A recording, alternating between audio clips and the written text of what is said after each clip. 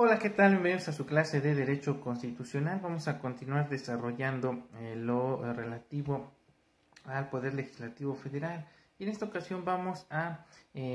analizar de manera particular lo relativo al voto y las diferentes clases de votaciones que pueden emitir tanto los diputados como los senadores. Entonces, en ese contexto es importante precisar que una vez que se ha reunido el quórum necesario en la Cámara respectiva, ésta puede actuar y sus decisiones se deben tomar generalmente por el voto de la mayoría de los miembros presentes. En concordancia con lo anterior, tratándose del voto de diputados y senadores, existen dos clases de mayorías, lo que se conoce como la mayoría absoluta y la mayoría relativa. La mayoría absoluta está integrada por más de la mitad de los votantes, que es la que decide ordinariamente cuando existen dos proposiciones. Y por cuanto hace a la mayoría relativa, esta es la que decide entre más de dos proposiciones. De ella obtiene el triunfo la que alcanza el mayor número de votos, aunque ese número no exceda de la mitad de la totalidad de los votantes. Luego entonces no hay ningún caso en que se decida por minoría, ni tampoco que se exija la unanimidad, aunque existen también sus excepciones a la regla general, pues también la Constitución contempla lo que se conoce como la mayoría especial, así como por ejemplo en los artículos 110 y 111 relativos al juicio político y la declaratoria de procedencia. En el primer caso, la decisión deberá tomarse por mayoría absoluta del total de los miembros presentes en sesión en la Cámara de Diputados para así formular acusación ante el Senado de la República por responsabilidad política. Asimismo, se requerirá de las 2/3 partes de los miembros presentes en la sesión en la Cámara de Senadores para resolver sobre la responsabilidad política y en su caso sobre la aplicación de las sanciones respectivas como jurado de sentencia en contra de alguno de los servidores públicos a que hace referencia desde luego el artículo 110 de la Constitución Federal. Ahora bien, tratándose de la declaratoria de procedencia para poder privar de su cargo a los funcionarios a que hace referencia el artículo 111 de la Constitución Federal, la decisión debe tomarse por el voto de la mayoría absoluta de los miembros presentes en la sesión. Asimismo, tratándose de las reformas a la Constitución Federal, se requerirá del voto de las 2/3 partes de los legisladores presentes para que se acuerden las reformas o adiciones, así como para la formación de un nuevo estado dentro de los límites ya existentes, donde se requerirá también de la votación de las 2/3 partes de los miembros presentes en cada una de sus cámaras respectivas. Expuesto lo anterior, entonces debemos entender por voto para efectos del tema que estamos analizando al medio por virtud del cual los legisladores emiten su opinión o eligen cuando legalmente son requeridos para ellos. Luego entonces, atendiendo al Black's Law Dictionary, se debe entender por voto como una de las expresiones de la voluntad, preferencia o elección formalmente manifestada por el integrante de un cuerpo legislativo o deliberante, es decir, un constituyente o cuerpo calificado de electores con miras a obtener una decisión de un cuerpo como una totalidad respecto de cualquier medida, propuesta o procedimiento en el proceso legislativo, reglas o regulaciones o en la selección de un funcionario o representante. En concordancia con lo anterior, al acto en virtud del cual los integrantes de la Asamblea o en este caso del Congreso de la Unión o de las cámaras a través del cual emiten su opinión, se le va a denominar entonces votación. Esto de conformidad con lo dispuesto por los artículos 137.1 del reglamento de la Cámara de Diputados y 93.2 del reglamento del Senado de la República, los cuales en forma análoga refieren que el propósito de las asambleas es deliberar. Luego entonces en los parlamentos se parla, se habla, se discute, y en un cuerpo legislativo, aunque el debate en sí es importante, pues este no trasciende si solo quedará en eso, por lo que es preciso que se resuelva y se derive en una ley o en un decreto. El debate entonces busca aflorar los puntos de vista de todas las clases y está encaminado a ilustrar o convencer. Una vez deliberado entonces, siempre debe existir entonces un punto a través del cual deben opinar para aprobar o reprobar, y obviamente esto se ve reflejado a través del voto, que se dice que es el corolario lógico de una discusión.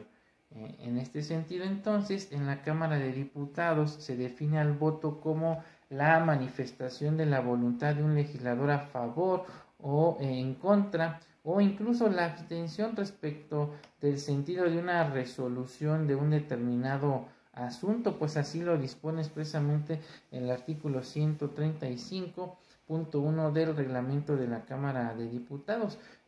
Por cuanto hace el Senado, el voto es una obligación y un derecho de cada senador personal e intransferible, por medio del cual decide libremente sobre los asuntos sometidos a su consideración. Y en este sentido, así lo establece el artículo 93.1 del reglamento del Senado de la República. Luego entonces, el acto en virtud del cual se procede a levantar una votación,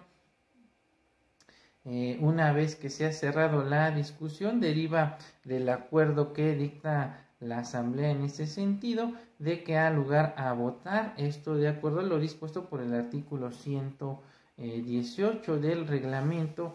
para el gobierno interior del Congreso General. Una vez emitido, es improcedente todo debate en relación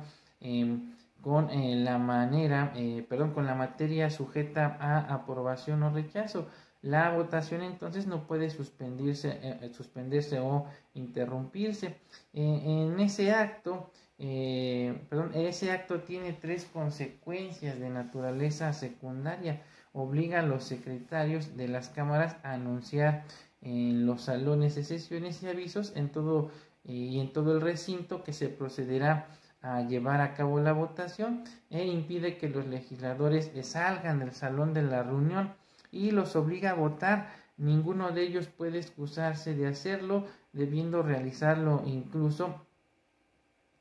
aquellos que entraron al salón atendiendo solo el llamado y que no han estado enterados de la materia sujeta a la votación y del debate que en torno a esta se dio, pues así lo disponen de manera conjunta los artículos 161, 162 del reglamento para el gobierno interior del Congreso de la Unión y 144.2 del reglamento de la Cámara de Diputados. Solo pueden votar los integrantes de la Asamblea y en principio lo hacen con absoluta libertad, para evitar que voten o ejerzan cierta presión sobre los legisladores. El artículo 164 del reglamento para el gobierno interior del Congreso General obliga a los secretarios del despacho a que hayan asistido a la sesión, enviados por el presidente de la República o llamados por los propios legisladores para ilustrar su criterio, a retirarse del salón mientras dure la votación, para evitar cualquier distorsión en esta operación. Existe también entonces la prohibición de que se introduzcan a los salones de sesiones quienes no sean legisladores. Desde luego existen otras medidas que tienden a asegurar la independencia de los legisladores al momento de emitir su voto y que son de alguna manera complementarias. Por ejemplo, se dispone que toda guardia militar que sitúe en alguno de los recintos parlamentarios queda bajo las órdenes exclusivas del presidente de la Cámara respectiva. Las precauciones que la ley ha rodeado en relación a las votaciones se encaminan a permitir el ejercicio del derecho a votar, a conminar a que se vote cuando se trata sobre todo de una votación nominal y a determinar el sentido en que se hizo, así como a garantizar que se realice el cómputo correcto y exacto y a obligar a que se asiente debidamente el resultado y finalmente a permitir que éste se haga del conocimiento de los presentes. Y por cuanto hace a las clases de votación, las votaciones son de 3 tipos. La primera se llama nominal, la segunda económica y la tercera por cédula. Esto desde luego con fundamento en lo dispuesto en el artículo 146 del reglamento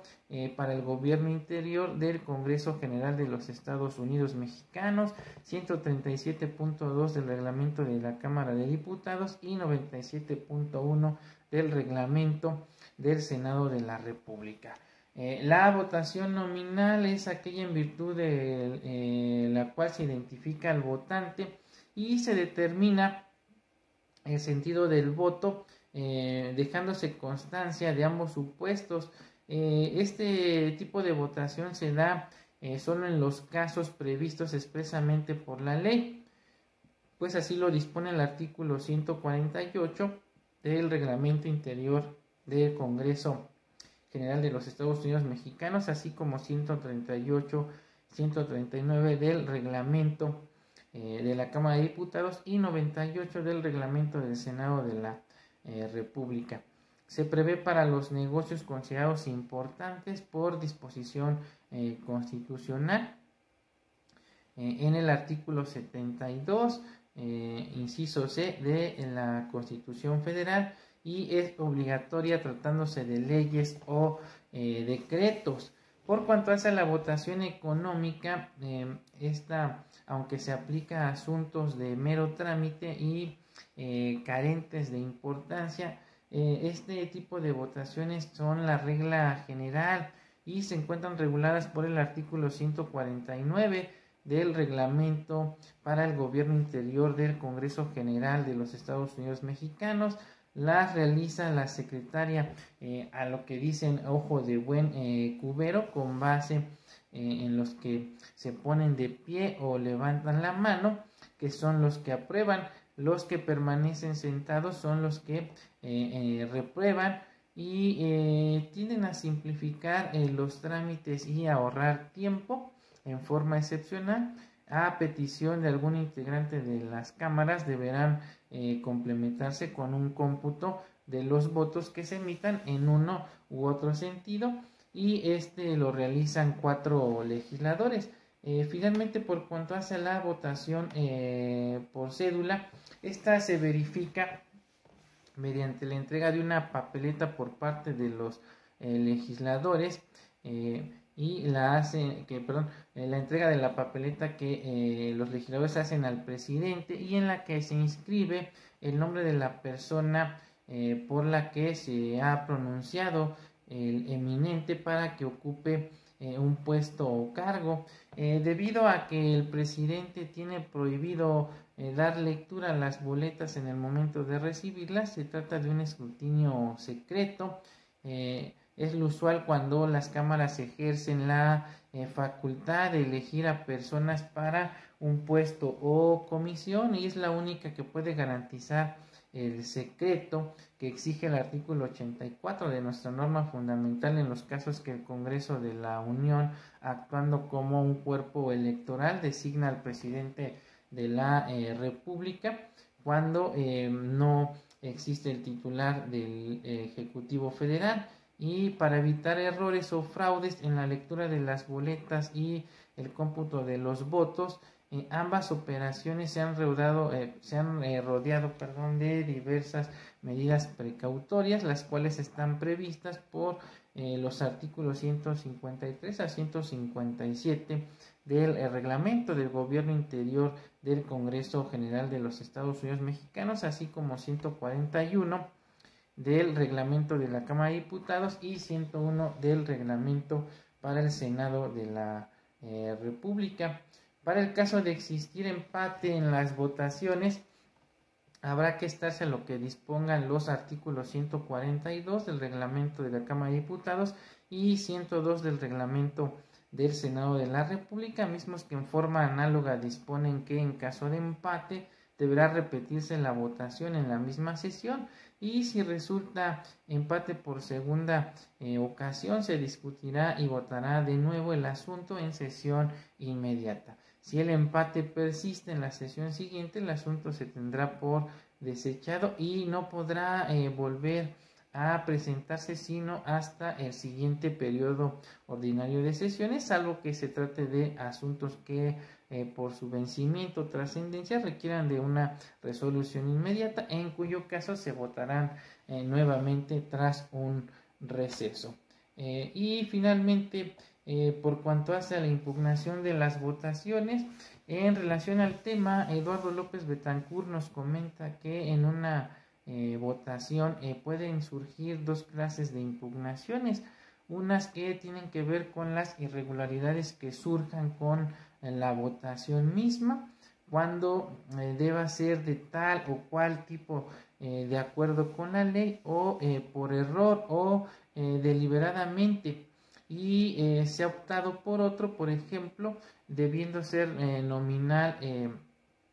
cuando fue económica, y otras por cuanto a los cómputos que se formulan de forma correcta o irregular. Para ambas, la única vía que enmienda el error es la moción respectiva hecha valer en la sesión por los integrantes de la Cámara, quienes son los únicos titulares del derecho para llevarla a cabo, y desde luego no existe la manera de impugnarlos en la vía